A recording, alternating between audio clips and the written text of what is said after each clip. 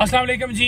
आपको बताना चाहूँ कि आज मुख्तलिफ केसेस जो लगे हुए थे, खान साहब और बीबी साहबा का तोशा खाना केस जो लगा हुआ था इस्लामाबाद हाई कोर्ट में, जिसमें खान साहब और बीबी साहबा की जो इलीगल अरेस्ट डाली गई थी, गिरफ्तारी डाली गई थी, उसको इस्लामाबाद हाई कोर्ट में चैलेंज किया गया था। उसके ऊपर हमने बड़ा वाजिया कहा कि चीफ जस्टिस आमर फारूक साहब हमारा केस ना सुने। आज एक खुशाइन बात हुई कि वो उस बेंच का हिस्सा नहीं थे और आज उस केस की सुनवाई हुई। जब सुनवाई हुई तो उसमें आज अदालत ने, मोअज़्ज़ज़ अदालत ने क्या किया कि नोटिस फरमा दिए।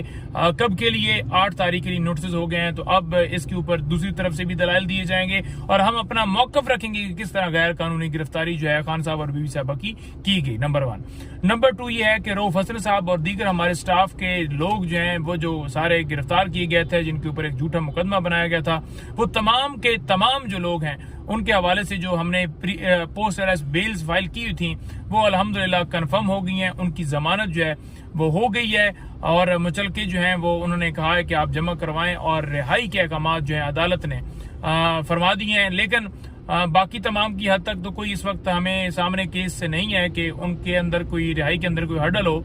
लेकिन रऊफ साहब के ऊपर एक और मुकदमे के अंदर से उन्हें नॉमिनेट किया गया था। सीटीडी के अंदर एक मुकदमा दर्ज किया गया था।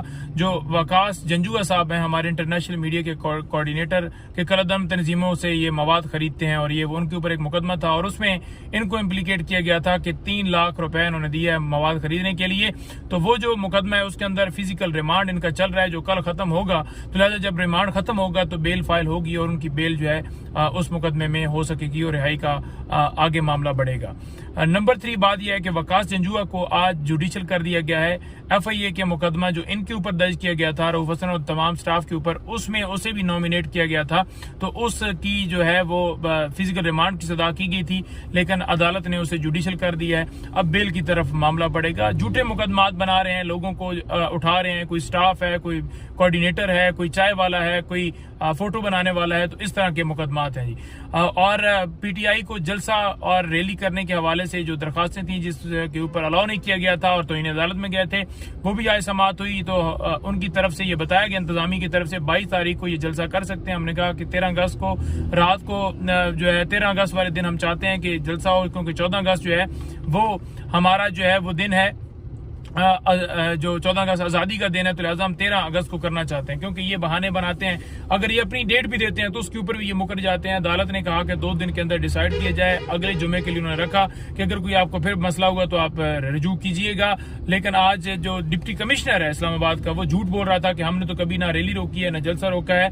और अदालत ने जो है उसे कहा कि आपको आशीर्वाद दी जाती है, आपकी जो है आपको अप्रिशिएट किया जाता है जब आप इनकी दरखास्तें खारिज करते हैं। आप जिनको जो है वो मंशा, जिनकी मंशा के ऊपर और जिनको खुश करने के लिए दरखास्तें खारिज करते हैं, तो वो सिर्फ और सिर्फ उनकी खुशी के लिए आप किसी पार्टी को जलसा और रैली करने की इजाजत नहीं दे रहे।